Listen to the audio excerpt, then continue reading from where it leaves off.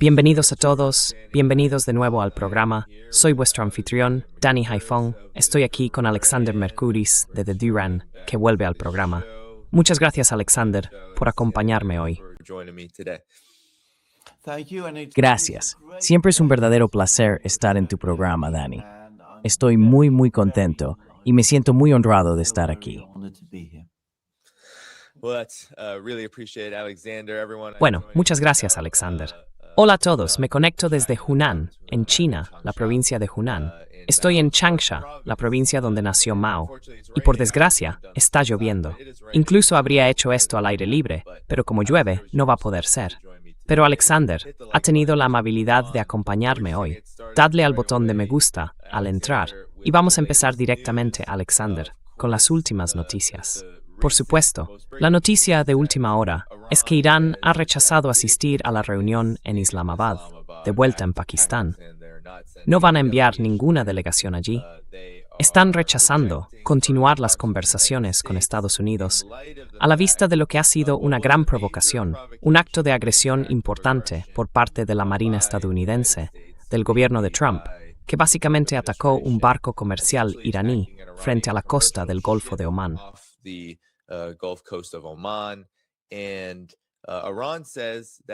Irán dice que justo después de que eso ocurriera, en realidad expulsaron a varios buques estadounidenses de la zona con drones y que van a responder de la misma manera en el momento que ellos elijan cuando lo consideren oportuno.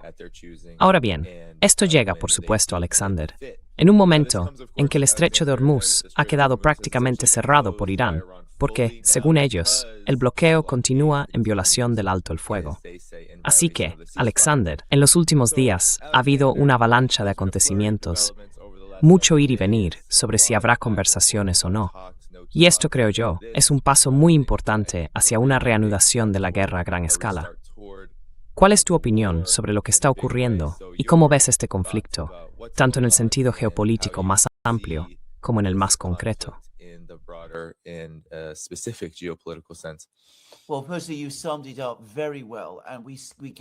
Bueno, en primer lugar, lo has resumido muy bien. Y se percibe claramente que gran parte del problema tiene que ver con la forma en que Estados Unidos está actuando en esta crisis. Hace unas 2 semanas tuvimos una situación en la que Estados Unidos e Irán parecían haber acordado un alto el fuego. Ese alto el fuego, en teoría, debía extenderse también al Líbano, es decir, detener los combates allí. Pero los enfrentamientos en el Líbano continuaron. Los iraníes dijeron que eso era una ruptura de confianza y volvieron a reforzar su control sobre el estrecho de Hormuz. Después hubo un alto el fuego en el Líbano y Estados Unidos debía relajar o poner fin a su bloqueo marítimo sobre Irán.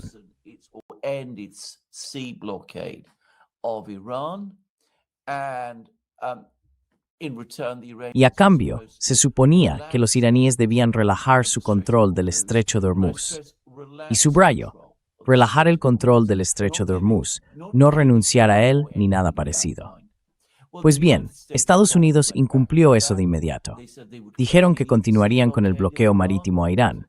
Los iraníes respondieron que eso era inaceptable, que en esas condiciones no tenía sentido ni siquiera plantearse negociaciones o conversaciones con Estados Unidos, porque estaba claro que Estados Unidos no estaba negociando de buena fe. Ahora, en las últimas horas, los pakistaníes, que están actuando como mediadores, al parecer han estado diciendo a los estadounidenses: por el amor de Dios, levantad el bloqueo marítimo.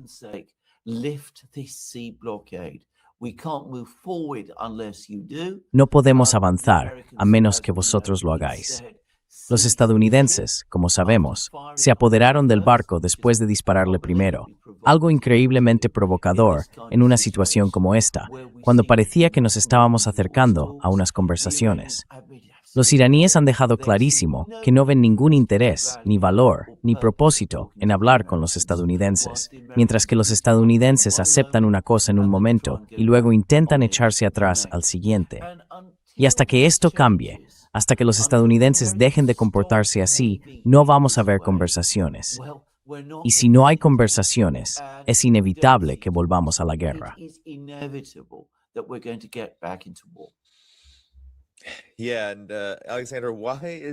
Sí, y Alexander, ¿por qué está actuando así Estados Unidos? Porque todo esto solo va a llevar a que Irán básicamente retome lo que estaba haciendo antes del alto el fuego, lo que resultó bastante catastrófico, sobre todo en el plano económico, pero también en el militar para Estados Unidos.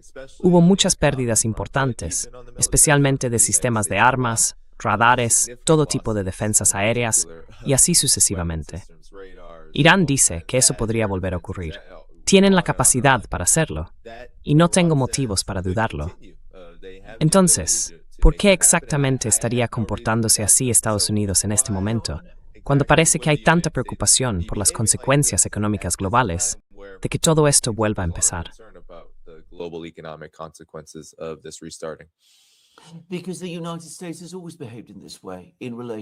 Porque Estados Unidos siempre ha actuado así en relación con Irán.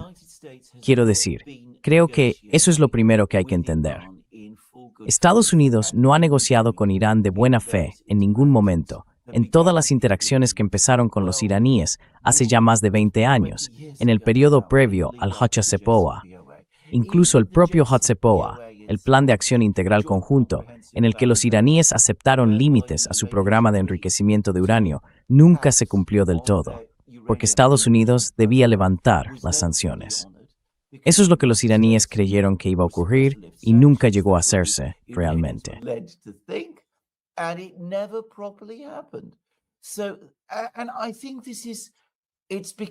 Creo que esto se ha vuelto casi un comportamiento compulsivo. Intentas decirles a los iraníes, dadnos esto, ceded en aquello, y a cambio haremos algo que también será una concesión por nuestra parte. Los iraníes hacen la concesión, y los estadounidenses se echan atrás y no cumplen lo que habían prometido. Así que no creo que eso haya cambiado nunca. Lo que sí ha cambiado es que ahora estamos en una crisis mucho mayor que la de antes. Y volviendo justo al punto que mencionabas, los iraníes han demostrado que realmente tienen capacidad de presión sobre Estados Unidos. Tienen poder militar. Pueden atacar bases estadounidenses.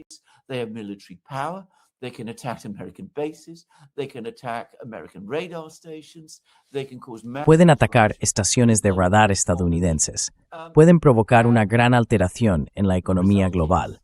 El resultado es que los estadounidenses se ven intentando jugar al mismo juego, conseguir que los iraníes hagan concesiones a cambio de promesas que ellos mismos no cumplen. Pero cuando lo hacen, descubren que su margen de maniobra se reduce, porque en ese momento los iraníes reaccionan de formas que antes no lo hacían. Hasta que los estadounidenses dejen de actuar así, hasta que rompan con ese hábito compulsivo, vamos a seguir encontrándonos una y otra vez en este tipo de crisis.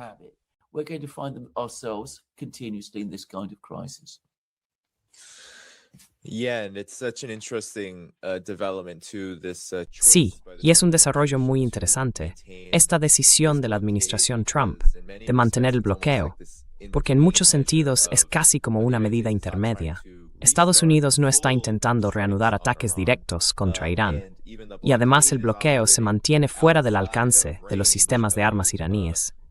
Eso significa que, en cierto modo, Estados Unidos intenta jugar a dos bandas, golpear a Irán todo lo fuerte que pueda sin recibir un golpe de vuelta, mientras aparenta estar abierto a negociar. Me interesa saber qué opinas de esto y si existe algún precedente, porque parece que deja al descubierto la posición real de Estados Unidos en esta guerra, una posición que no parece precisamente buena en este momento, sobre todo con una administración Trump tan errática, prácticamente cada día que continúa este conflicto.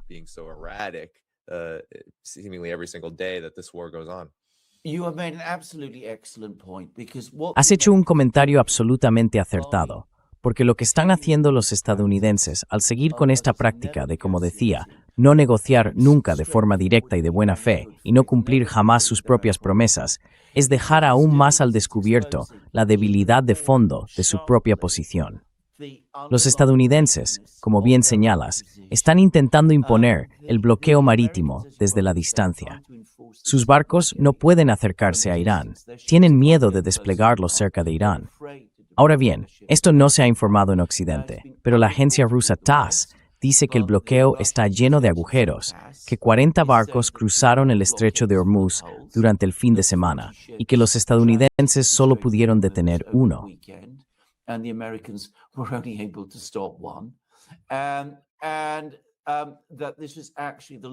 Y que este es, de hecho, el mayor número de barcos que han cruzado el estrecho de Hormuz desde que comenzó el conflicto, el 28 de febrero. Así que los estadounidenses intentan dar una impresión de fuerza, manteniendo un bloqueo que, según los rusos, ni siquiera está funcionando. Pero claro, al mismo tiempo que hacen eso, están destrozando las negociaciones. Están llevando a los iraníes a adoptar una postura extremadamente dura. Y además, están dejando aún más al descubierto su propia debilidad de cara al futuro. Ahora bien, ¿por qué hacen eso? Creo que no es tan difícil de entender si dejamos a un lado Irán como cuestión de estrategia diplomática y entramos en el terreno de la psicología.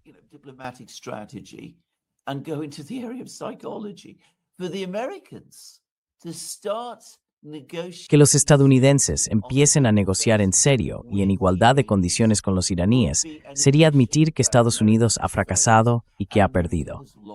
Significaría reconocer que el intento de presionar a Irán, de obligarle a renunciar a su capacidad de enriquecimiento nuclear, de subordinar su política exterior a la de Estados Unidos e incluso de provocar un cambio de régimen en Irán, todo eso ha fallado.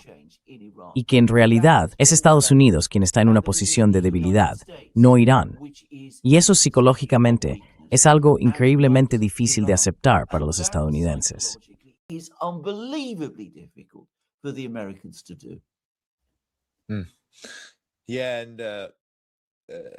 Sí, y no sé si lo viste, Alexander, pero Donald Trump publicó, como suele hacer, un mensaje en Truth Social sobre la guerra. Y de hecho lleva publicando prácticamente todos los días algo sobre este conflicto, de una forma u otra. Y algunos de esos mensajes son, no sé si decir demoledores, embarazosos o no sé cómo llamarlos, pero este en concreto tenía que ver con Israel. Decía que Israel nunca habló con él sobre la guerra con Irán, que los resultados del 7 de octubre reforzaron su opinión de toda la vida de que Irán nunca puede tener un arma nuclear. Que eso fue lo que le convenció de ir a la guerra con Irán. Y que bueno, los analistas de las noticias falsas y todos los demás. Y luego hablaba de resultados como los de Venezuela y los nuevos líderes de Irán, diciendo que los cambios de régimen son inteligentes.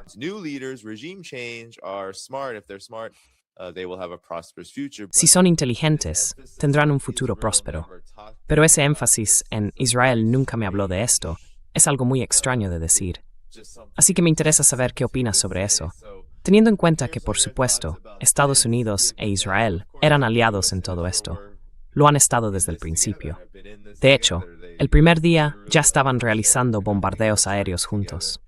Fue algo muy evidente para cualquiera que lo observara, tanto en los medios tradicionales como en los alternativos. Así que, ¿qué piensas de todo esto y de lo que revela sobre esta guerra? Porque el alto el fuego termina el miércoles, Alexander, e Irán está diciendo que, en cierto modo, espera un ataque sorpresa por parte de ambos países.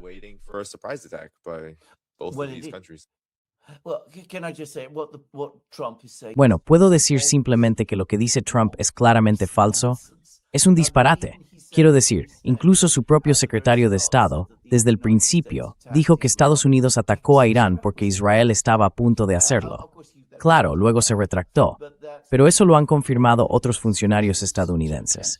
Joe Kent ha hablado de ello. Así que, vamos, es un disparate. Y ayer tuvimos ese artículo tan largo en el New York Times sobre cómo Benjamin Netanyahu fue a reunirse con Trump en el despacho Oval el 11 de febrero. Repasaron todo y le explicó a Trump que era una victoria segura. Atacó a Irán cuando los israelíes querían que lo hiciera, junto a Israel.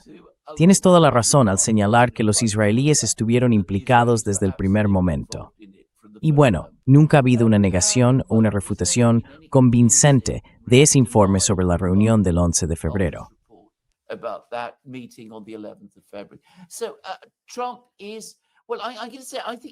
Así que Trump, bueno, supongo que creo que está mintiendo. Quiero decir, no se me ocurre una palabra más simple o más directa para decirlo.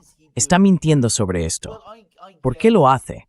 Pues imagino que no quiere parecer que está siendo manipulado o que recibe órdenes de Benjamin Netanyahu, porque ya sabes, la vanidad de Trump hace que le resulte insoportable pensar que está, digamos, a las órdenes de otro líder como Netanyahu. De esa manera, la realidad es que, si hablamos de que Irán adquiera capacidad para fabricar armas nucleares, que es de lo que Trump no deja de insistir, había todo tipo de opciones diplomáticas con las que eso se podría haber gestionado. Los propios iraníes dijeron que no querían tener capacidad nuclear militar. Así que, teniendo eso en cuenta, y dado que ya existía el acuerdo del JCPOA, lograr un acuerdo diplomático sobre ese tema no debería haber sido difícil.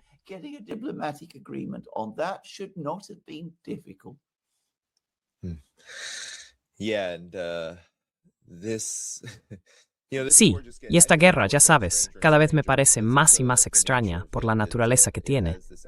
Tiene ese componente de que Estados Unidos entró en ella con todo, intentando someter a Irán por la fuerza, pero no funcionó, e Irán respondió con mucha dureza. Y ahora estamos en un punto en el que casi parece que esta guerra debería al menos calmarse un poco en cuanto a las hostilidades, porque sabemos que Estados Unidos e Israel, como decías, siempre han tratado así a Irán, y es probable que esto no se detenga del todo. Pero aún así, da la sensación de que en un momento muy raro de esta guerra.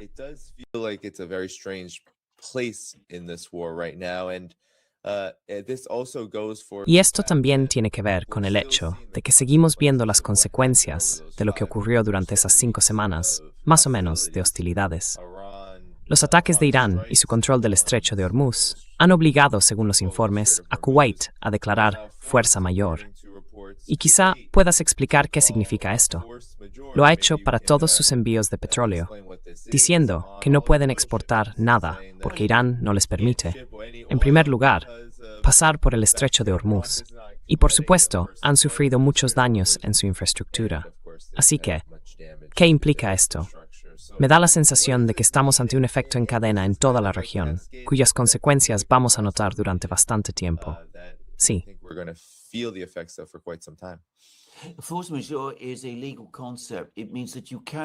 Fuerza mayor es un concepto jurídico. Significa que no puedes cumplir con tu compromiso contractual por causa de acontecimientos totalmente fuera de tu control. Es un concepto legal muy conocido. Si no invocas la fuerza mayor cuando no puedes cumplir tu contrato, entonces estás incumpliendo el contrato y pueden demandarte. Por eso, Kuwait no quiere ser demandado por dejar de suministrar petróleo, un petróleo que estaba obligado a entregar según contrato. Así que dice, tenemos que hacerlo. Declaramos fuerza mayor porque ya no podemos cumplir nuestros contratos. Eso te da una protección legal en situaciones de ese tipo. Es un hecho enorme. Significa que Kuwait no solo va a dejar de suministrar petróleo, casi con toda seguridad, también va a dejar de producirlo. Probablemente quiere decir que sus reservas ya están llenas. Se ha hablado mucho de esto en las últimas semanas, desde que empezó la guerra.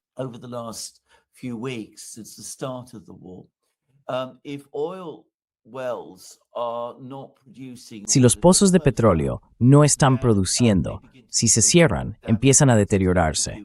El daño se va acumulando. Y en ese caso no es tan sencillo volver a ponerlos en producción. Puede llevar semanas, puede llevar meses o incluso mucho más tiempo. Eso prolonga e intensifica la crisis. Ahora bien, lo otro que ocurre es que si Kuwait declara fuerza mayor, entonces otros productores del Golfo, los estados del Golfo que no lo hagan, quedan más expuestos en caso de acciones legales de lo que estarían si, digamos, Kuwait no hubiera hecho esa declaración. Porque al no declarar fuerza mayor, lo que están diciendo en esencia es que a pesar de lo que le ha pasado a Kuwait, a pesar de sus problemas, ellos garantizan a sus clientes que aún pueden encontrar la forma de suministrar petróleo. Y eso puede agravar cualquier compensación que se les ordene pagar si finalmente el petróleo no se entrega.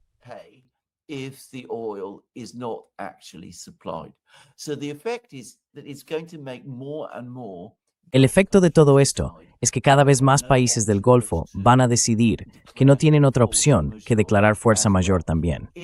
Si no volvemos a las negociaciones el martes, el miércoles, hoy, cuando sea, si no empezamos a ver que el estrecho de Hormuz se libera un poco, entonces vamos a ver un efecto en cascada. todos los productores van a empezar a declarar fuerza mayor.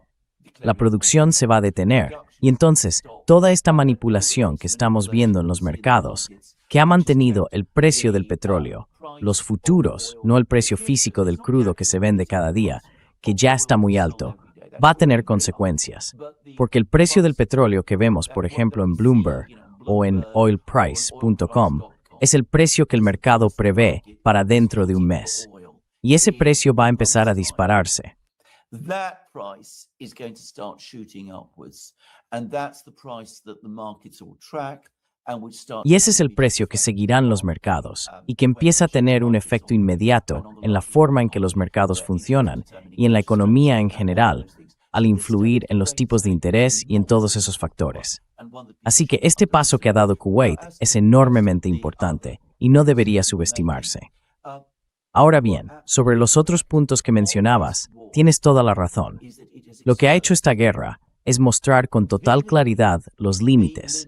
Majbara that is límites, se piristunizenset. De statera militar en dispositivos, ne sulkestul tuismal tokwe mokdiu. Estorithil no makin sigere historiografirana walth. To bend Iran to its will. It's not been able to win a clear-cut military. No han conseguido una victoria militar clara sobre Irán. Así que al final, cuando hablas de lo extraño del comportamiento estadounidense, esa es precisamente la causa de esa rareza. Los estadounidenses han quedado en evidencia. Se ha visto que son más débiles de lo que querían que todos creyeran. Por eso están recurriendo a todo tipo de cosas extrañas, bloqueos marítimos, declaraciones raras, comentarios de Trump en tono de fanfarronería, intentando hacer ver que las cosas no están tan mal o que van mejor de lo que realmente van. Esa es la razón, es porque han quedado expuestos. Y como han quedado expuestos, tienen que inventarse todas esas maniobras y gestos tan extraños que hacen que todo parezca tan raro y tan absurdo como tú dices.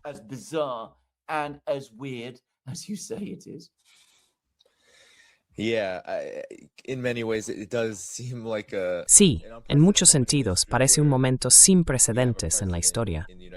Tenemos a un presidente en Estados Unidos que no se caracteriza precisamente por tener filtro y que tampoco es conocido por ser un político, ni siquiera en los mejores tiempos. Llegó al poder, literalmente, 2 veces, en medio de grandes crisis, y ahora está en el centro de una de las mayores de la historia. La gente lo dice, los grandes economistas, los medios más importantes, todos coinciden en que esta podría ser la peor crisis del petróleo en toda la historia del mercado petrolero.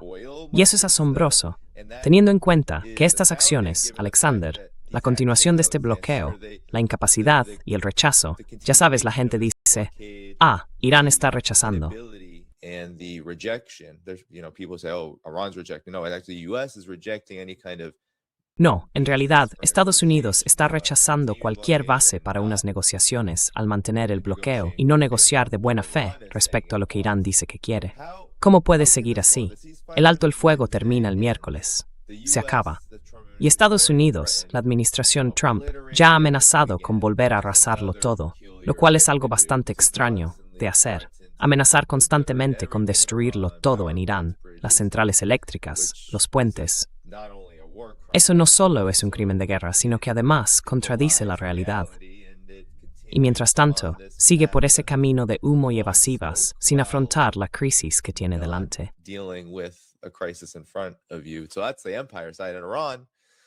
Esa es la parte imperial de Irán. Irán sigue haciendo lo que hace. Sigue diciendo, vamos a controlar el estrecho de Hormuz, vamos a decidir quién puede pasar y quién no, y vamos a endurecer el control. Si se vuelven más agresivos, y por supuesto, hacen más de lo que ya hacen, si quieren o si se ven obligados, entonces, ¿cuál es tu valoración de todo esto? Porque la verdad parece una situación muy delicada para Estados Unidos y tiene consecuencias que se extienden por todo el panorama geopolítico.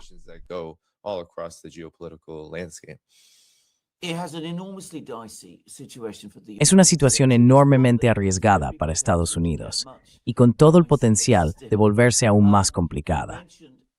Has mencionado que Donald Trump es, digamos, una personalidad impredecible, correcto, que toma decisiones sobre la marcha sin pensarlas bien de antemano, y que no controla lo que escribe en sus publicaciones en Truth Social. on what he writes on his Truth Social posts. Well, Bueno, tenlo en cuenta. um, we have all sorts of potentials, all sorts of Tenemos possibilities. todo tipo de potenciales, todo tipo de posibilidades para que esto escale mucho, muchísimo más. Por poner solo un ejemplo, hace un par de días el Ministerio de Defensa chino dijo que China no se quedará de brazos cruzados mientras se interfiere su comercio con un país amigo, concretamente Irán, de la manera en que lo está haciendo el bloqueo estadounidense. Han circulado todo tipo de informes, rumores, teorías y especulaciones sobre que barcos chinos podrían empezar a llegar a la región para escoltar petroleros que transportan crudo desde Irán hasta China. No sabemos si eso va a ocurrir, pero supongamos, teóricamente, que sí sucede. No es imposible. Theorize that it does. It's not impossible. The Russians have been providing escorts. Los rusos han estado proporcionando escoltas a sus petroleros. ¿Por qué no iban a hacer lo mismo los chinos? Ahora bien, si eso ocurre, tendríamos a China rompiendo un bloqueo estadounidense y haciéndolo de forma totalmente abierta. Así que ya no sería una crisis solo entre Irán y Estados Unidos. Sería una crisis entre China y Estados Unidos. En una situación así, hacen falta cabezas muy frías. Hace falta un presidente que tenga el control total, alguien que sepa tomar decisiones, que realista, que escuche los consejos y que sea capaz de actuar de manera que logre mantener esta posible o incluso mayor crisis para que otros vuelvan a su cauce.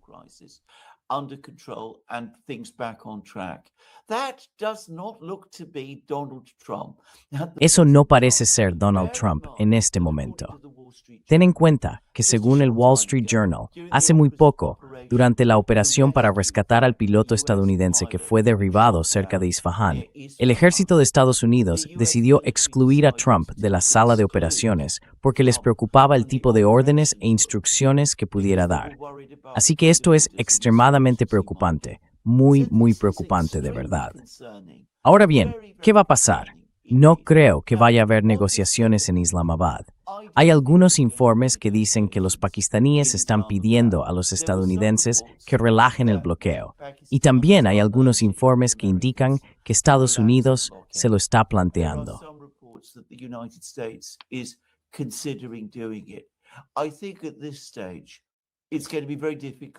Creo que a estas alturas va a ser muy difícil que Trump ordene el fin del bloqueo, porque eso sería otra humillación visible y una retirada.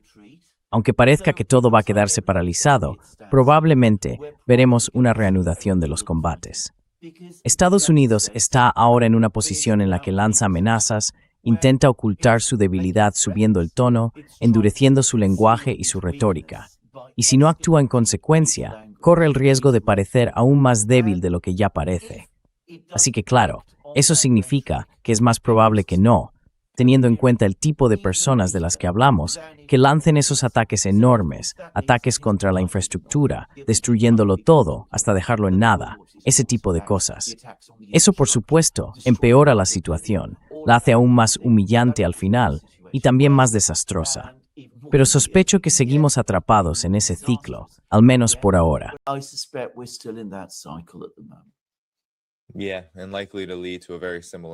Sí, y probablemente eso nos lleve a un resultado muy parecido al que tenemos ahora, que es acabar teniendo que parar, o al menos hacer una pausa, tomar un respiro. Sería correcto decir, Alexander, que quizá una de las razones por las que Estados Unidos se encuentra en esta situación es que en realidad no debería haber empezado esta guerra en el momento en que lo hizo. Yo creo, como tú decías, que Estados Unidos siempre ha tratado a Irán de esta manera. Así que esto era inevitable, tarde o temprano. Era inevitable que Estados Unidos, y por supuesto Israel con él, detrás de él, según se quiera ver, acabaran atacando a Irán otra vez, intentando escalar hacia una guerra aún mayor.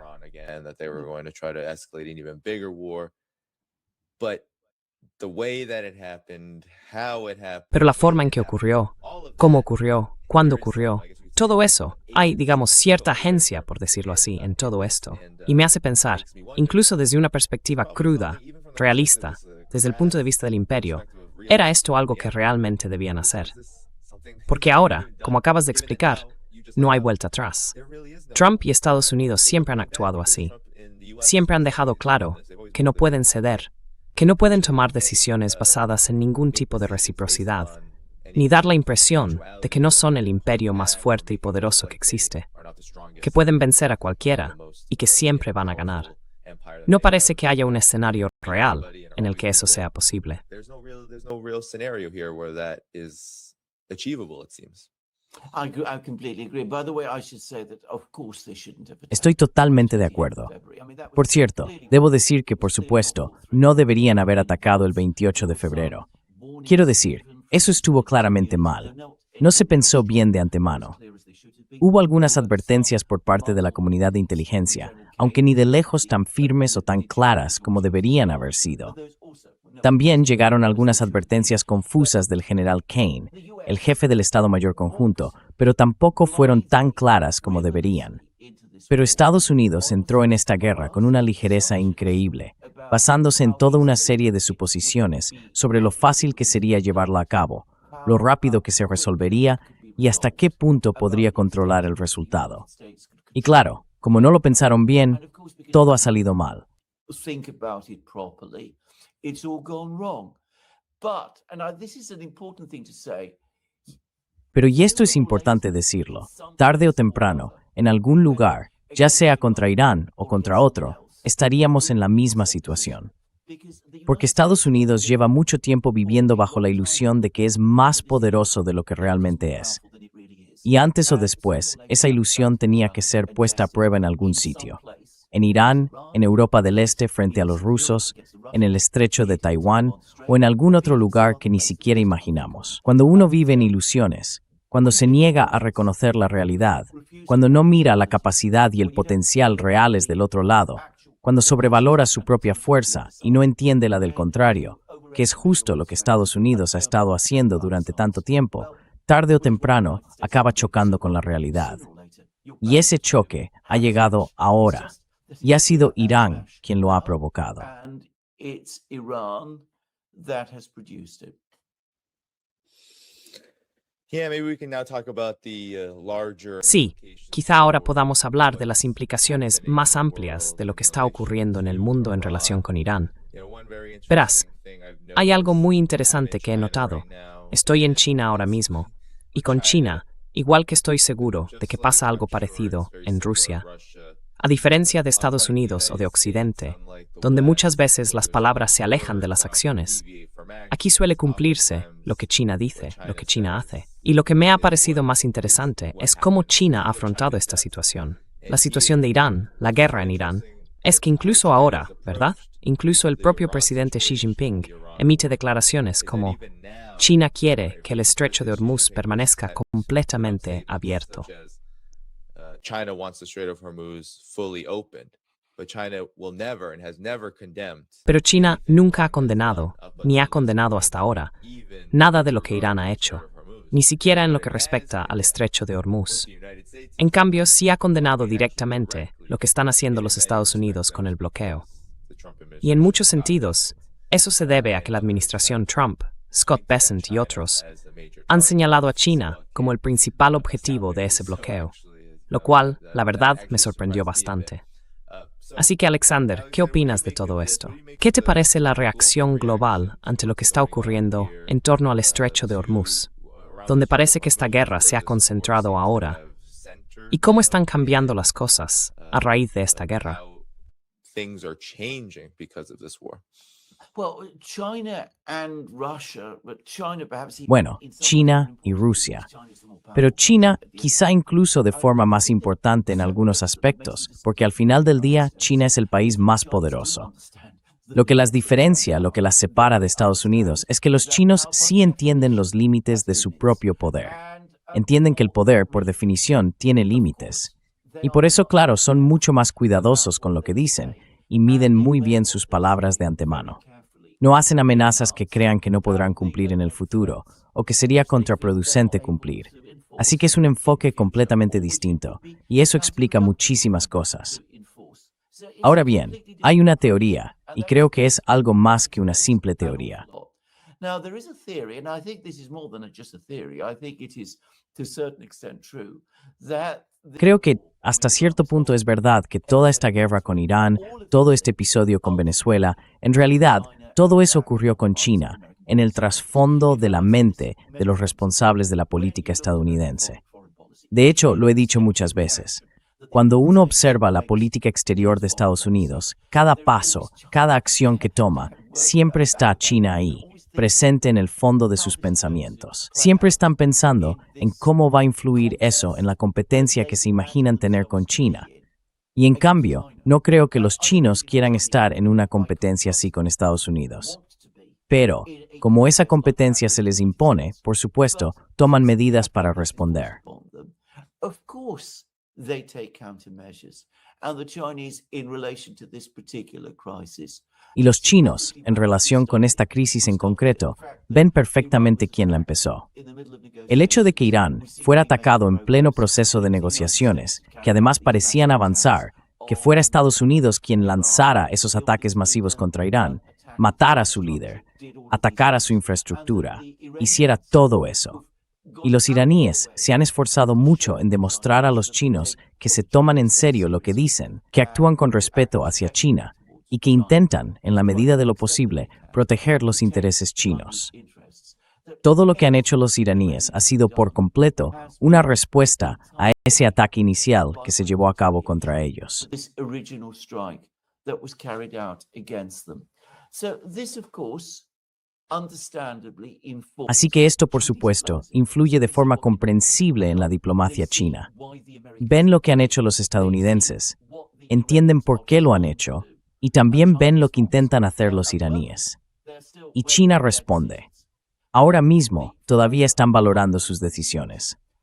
Pero cuanto más se prolongue esta situación, más sospecho que los chinos usarán la influencia que tienen sobre ambas partes, una influencia que va en aumento, tanto para poner fin a este conflicto. Un final que, dicho sea de paso, beneficie a China, como para asegurar sus intereses a largo plazo con Estados Unidos. Chinese interests with the United States.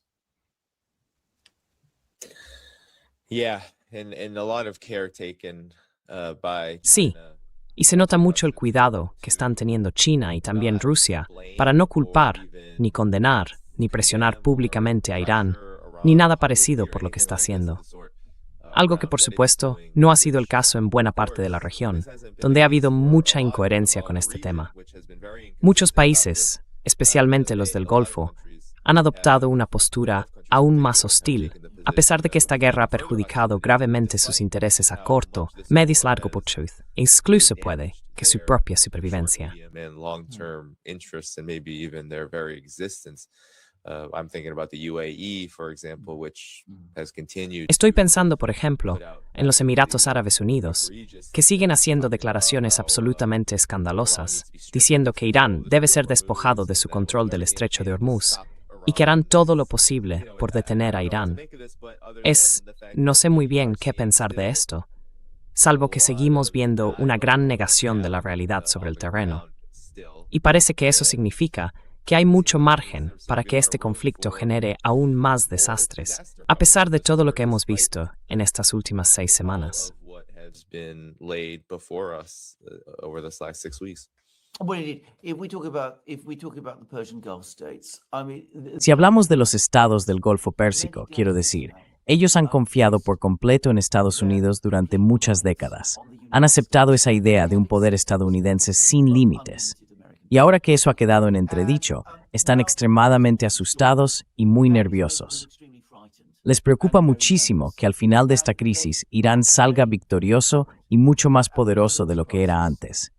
Y en términos relativos, comparado con los demás estados del Golfo Pérsico, Irán es un coloso. Tiene un territorio enorme, recursos inmensos y una población de 93 millones de personas. resources, a population of 93 million people. It is a country with a very, very long history. Es un país con una historia muy larga y que podría llegar a convertirse en la potencia dominante del Golfo Pérsico. Ahora, varios estados del Golfo están intentando responder a esto de distintas maneras. Arabia Saudí, que es un país mucho más grande que los demás, parece estar buscando alguna forma de acercamiento con los iraníes. Ya habían tenido algún tipo de acuerdo con ellos antes. Los Emiratos Árabes Unidos, que tienen una disputa territorial con Irán por ciertas islas, están cada vez más preocupados y muy nerviosos. Y el príncipe heredero de Abu Dhabi, que es ampliamente reconocido como el verdadero gobernante de los Emiratos, estuvo hace poco en China, donde se reunió con Xi Jinping. In China, where he met Xi Jinping, and one can sense that what the Chinese were doing is they Y se puede percibir que lo que estaban haciendo los chinos era decirle que se calmara, que nada de todo ese discurso anti-iraní en el que está metido Emiratos Árabes Unidos resulta realmente útil. No les sirve ni siquiera al propio Emirato. Y eso nos lleva a lo que creo que China busca a largo plazo: intentar reunir a todos esos países distintos, los estados del Golfo Pérsico, los saudíes, los turcos, los pakistaníes. China tiene muy buenas relaciones con Pakistán y, por supuesto, con Irán, y decirles, en realidad no necesitáis a Estados Unidos, no necesitáis sus garantías de seguridad. Ya veis que esas garantías de seguridad no valen absolutamente nada. you see that these security guarantees are completely worthless. On the contrary, all they do is they get you into trouble. Al contrario, lo único que hacen es meterte en problemas. Organizad entre vosotros vuestro propio sistema de seguridad. Nosotros estamos ahí para ayudaros con eso. No vamos a intervenir como hicieron los estadounidenses, estableciendo bases y actuando como policías o protectores visibles. Eso no es lo que hacemos. Pero sí os ayudaremos a crear esa estructura de seguridad. Y lo haremos de manera que ese miedo que tenéis a que Irán domine o se imponga no se haga realidad. Creo que eso es lo que la política exterior china intenta conseguir. Y si uno analiza a fondo y lee con atención los comunicados chinos, se puede ver claramente. Y por supuesto, los rusos siempre son mucho más explícitos en ese sentido. Always much more explicit in this. They are now openly talking about setting up. Ahora están hablando abiertamente de crear una arquitectura de seguridad, una nueva arquitectura de seguridad en el Golfo Pérsico, que sin ninguna duda forma parte de la política china. Y los rusos, por cierto, como era de esperar, están siendo mucho más directos que los chinos a la hora de señalar quién es responsable de la guerra. Los rusos dicen claramente que se trató de un acto de agresión, usan esa palabra, por parte de Israel y de Estados Unidos contra Irán. Esto se ve a menudo en la asociación entre chinos y rusos. Los rusos asumen el papel de hablar con mucha más franqueza que los chinos, para que los chinos puedan presentarse después como los conciliadores, los moderadores que intentan recomponer la situación.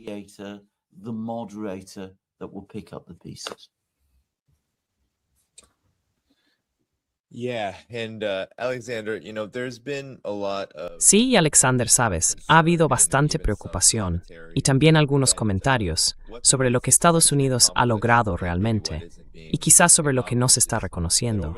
A lo largo del mandato de la administración Trump, desde lo que estaba ocurriendo en Gaza, pasando por el bloqueo y los secuestros en Venezuela, y ahora con Irán, esa guerra muy conservadora, activa, hostil, casi cinética contra Irán, todo eso ha llevado a que se consolide la imagen de Estados Unidos como una especie de Estado pirata, que ahora tiene la capacidad de básicamente capturar, manipular y dictar los mercados del petróleo, del gas y demás. Y que en realidad eso se está viendo como una muestra de poder.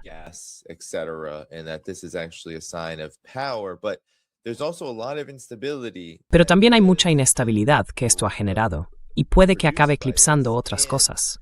Porque hay quienes sostienen que, bueno, esto está debilitando a China, está debilitando a Rusia, está debilitando a Irán, al provocar este tipo de ofensiva relámpago sobre el gas y la energía. Pero creo que eso pasa por alto otros factores fundamentales que colocan a Rusia, a China y también a Irán en una posición bastante favorable cuanto más se prolongue algo así. Sobre todo teniendo en cuenta que los mercados energéticos son, en cierto modo, una de las señas de identidad de la hegemonía y la unipolaridad de Estados Unidos, y lo han sido desde hace bastante tiempo. Así que, ¿qué opinas de esto? Hay quienes dicen que lo que está haciendo Estados Unidos con sus propios mercados energéticos, frente a cómo intenta bloquear, apropiarse o incluso destruir los de los demás, en realidad lo hace ahora más poderoso que antes.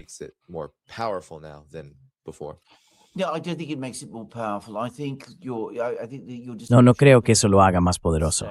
Creo que tu descripción de un Estado pirata, de una superpotencia pirata, empieza a ganar fuerza.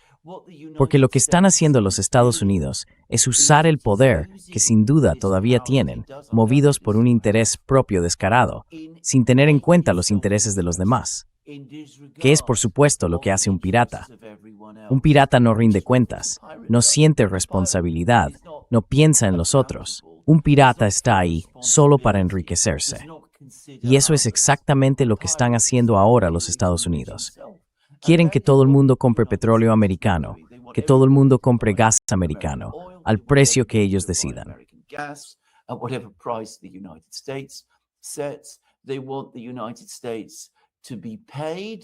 Quieren que Estados Unidos cobre por el beneficio de controlar los océanos del mundo. Eso fue algo que Stephen Moran, uno de los asesores del presidente, llegó a decir en un comentario asombroso que hizo el año pasado. Con esa idea, convierte a toda la Marina estadounidense y al sistema comercial en una especie de red de protección al servicio de Estados Unidos. Y claro, eso no es algo que la mayoría de los países del mundo quiera ver, porque es peligroso, es muy impredecible y les impide planificar o desarrollarse. Se dicen a sí mismos, bueno, si aceptamos eso, estamos sumiendo la tutela de una potencia que es completamente indiferente a nosotros, a nuestro bienestar.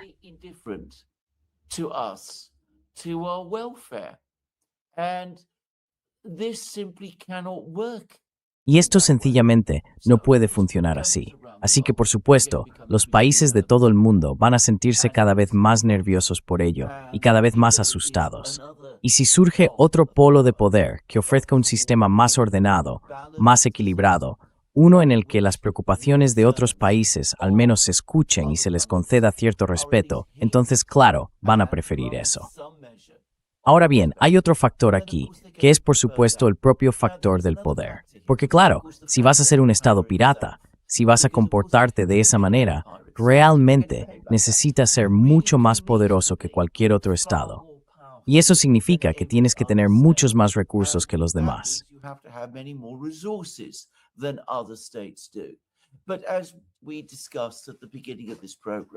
Pero, como comentábamos al principio de este programa, resulta que Estados Unidos no es tan poderoso como cree. Si miramos los recursos combinados de China y Rusia, son mucho mayores que los de Estados Unidos. China tiene una capacidad industrial mucho más grande. En ciencia y tecnología, China cuenta al menos con una base equivalente a la estadounidense. Rusia dispone de abundantes recursos naturales, alimentos, petróleo, gas, que puede desarrollar. Puede suministrar o explotar tierras raras junto con China. Puede hacer todo eso. Así que te enfrentas, por decirlo así, como un Estado pirata, a un policía, si se quiere, a un posible policía que tiene más recursos que tú. Y eso al final no puede funcionar.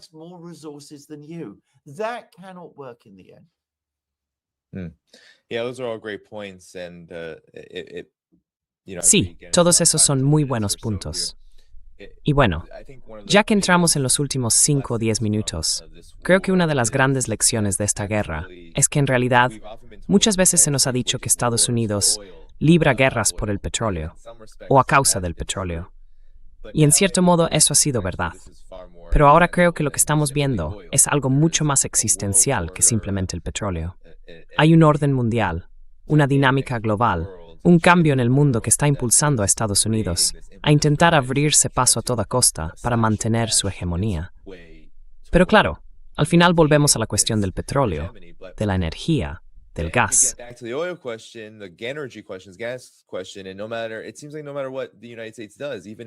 Parece que, haga lo que haga Estados Unidos, incluso cuando pone la mirada en Venezuela, ese control que mantiene sobre el petróleo venezolano, o algunos de los actos de sabotaje que parecen haber ocurrido en la región de Asia Occidental y que no pueden explicarse como represalias iraníes. A pesar de todo eso, a pesar de esos intentos tan evidentes de manipular los mercados, e incluso de intentar hacerse con el control de una parte de ellos. ¿Qué significa realmente para la continuidad de la hegemonía estadounidense cuando Estados Unidos ya no puede sobrevivir simplemente intentando piratear y robar recursos petroleros? En realidad, ni siquiera va a lograr su objetivo final de destruir a Rusia, a China o siquiera a Irán.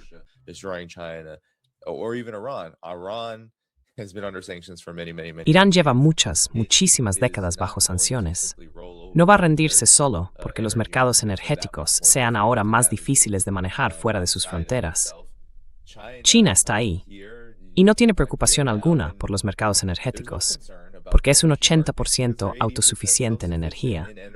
El 20% restante procede de fuentes muy diversas y además cuenta con un socio como Rusia, dispuesto a compensar esa parte. Si perdieran todo ese 20% de dependencia, lo cubrirían con energía rusa.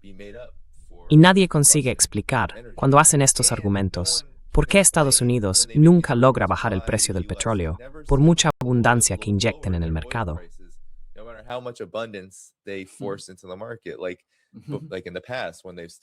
Como en el pasado, cuando le decían a Arabia Saudí, oye, queremos destruir a Venezuela, podéis inundar el mercado con petróleo y hundir su mercado petrolero para que tengamos más poder sobre ellos.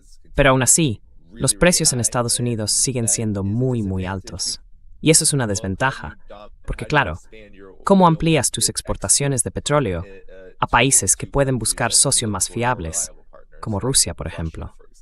Así que no está tan claro cómo se mantener e implementar la dominación simplemente aterrorizante, mercado mesinio, apoderándose de él, o lo que sea.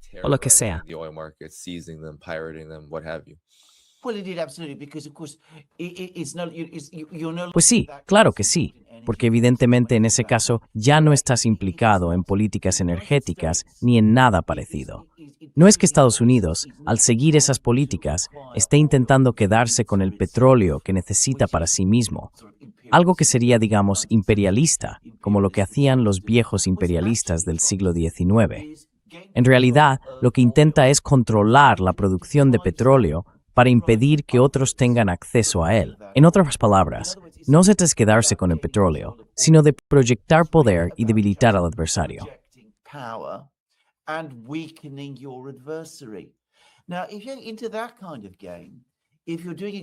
Ahora bien, si te dedicas a ese tipo de juego, si haces precisamente eso, que es abusar, por así decirlo, de la riqueza de los recursos naturales para empobrecer y debilitar a otros, con el fin de mantenerte como el poder hegemónico mundial, que al parecer es la idea, entonces lo que en realidad estás intentando es arruinar a todos los demás para seguir siendo tú el único que queda en pie. Lo único que eso va a conseguir es volverte extremadamente impopular, muy mal visto por todos los demás países, por todas las demás naciones, que dirán, bueno, necesitamos petróleo, necesitamos lo que sea, todos esos recursos, los necesitamos para poder desarrollarnos, y lo que Estados Unidos intenta hacer es impedir que nos desarrollemos.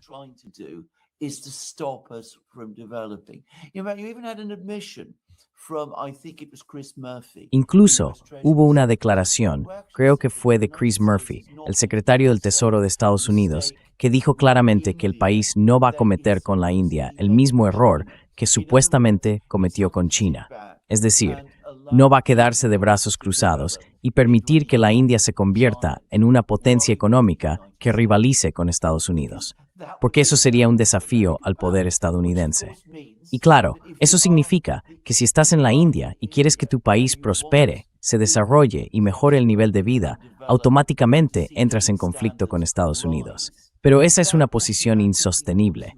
Estados Unidos no es lo bastante independiente, ni lo bastante fuerte, ni tiene la capacidad para mantener una política tan increíblemente inmoral y poco ética.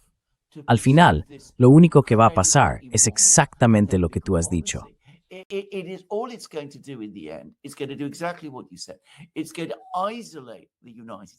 Eso va a aislar a Estados Unidos.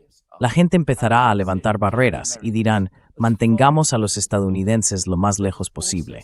Organicémonos para crear nuestros propios sistemas comerciales y controlarlos juntos. Porque si los estadounidenses entran, lo único que van a intentar es destrozarlos, destruir nuestros sistemas y al final hundirnos. Y eso no es lo que la gente quiere. Así que, por cierto, es justo lo contrario de lo que hizo Estados Unidos con Europa al comienzo de la Guerra Fría. En aquel momento, los estadounidenses pensaron que para vincular a los europeos con Estados Unidos, tenían que hacer que los europeos fueran más prósperos. De ahí el Plan Marshall. Ahora, en cambio, quieren empobrecer a todo el mundo. Aquella primera política les ganó amigos en Europa. Esta, en cambio, va a hacer que los estadounidenses pierdan amigos en todas partes. Yeah, and it is. And Sí, así no es. matter how Por muy dependiente que Europa se haya vuelto de Estados Unidos en todos los ámbitos, incluso eso ha generado grandes divisiones importantes, porque es algo existencial, en el fondo, incluso para esos países más débiles. Alexander, si me aguantas un minuto mientras repasamos algunos superchats. Hay algunas preguntas y puedes responderlas tan rápido como quieras. Así que simplemente gracias. Bien, aquí tenemos a Sparky. Creo que Sparky es un espectador habitual de nuestros dos programas. El buque portacontenedores iraní que navegaba de China a Irán y que fue interceptado recientemente por Estados Unidos, llevaba piezas de drones o misiles, o solo artículos de consumo. ¿O acaso eso ni siquiera importaba a Estados Unidos?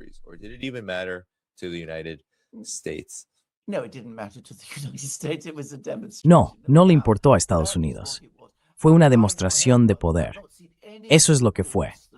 Quiero decir, yo no había oído, por cierto, ni he visto ningún informe que demuestre que llevaba nada de eso. Y los chinos lo negaron. Los chinos, si quisieran enviar ese tipo de material a Irán, tienen muchas formas de hacerlo, por cierto. No se suele mencionar, pero hay un ferrocarril que va desde China hasta Irán, pasando por Pakistán. Existen esas conexiones ferroviarias, las conexiones por Sirius Sirius. Los chinos nunca harían algo así.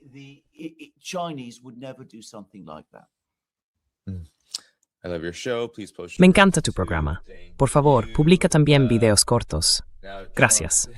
Ahora Trump está legalizando el LSD.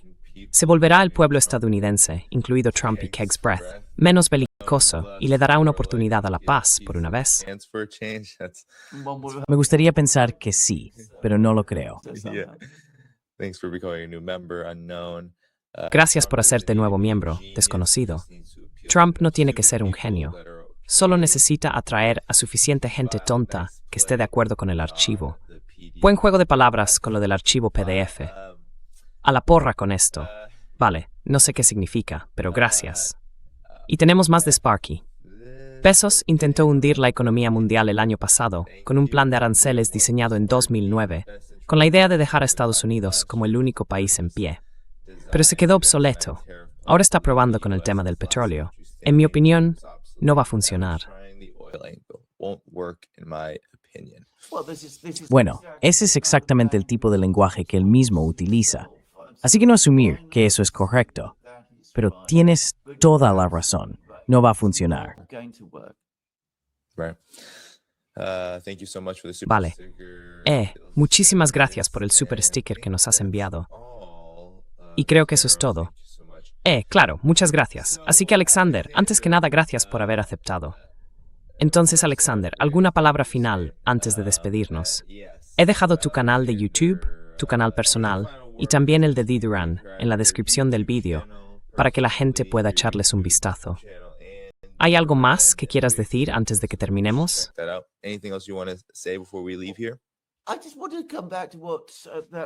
Solo quiero volver a lo que dijo ese espectador sobre Bezos, porque tiene toda la razón.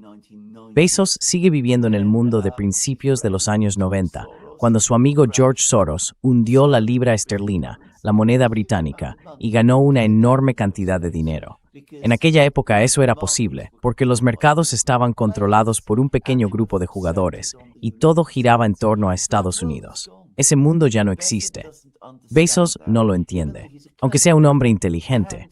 Así que está jugando a un juego que lleva como mínimo 30 años desfasado.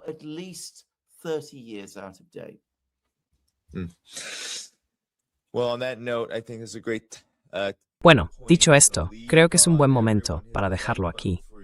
A todos, dadle al botón de me gusta antes de iros. Gracias a todos los que habéis contribuido hoy con superchats, a los miembros y, por supuesto, a todos los que habéis visto el vídeo. De verdad, ha estado genial. Dadle al me gusta. En la descripción del vídeo podéis encontrar el trabajo de Alexander y también las formas de apoyar este canal. Hasta la próxima. Cuidaos mucho y nos vemos pronto. Next time, everyone, take care, and I'll see you again next time.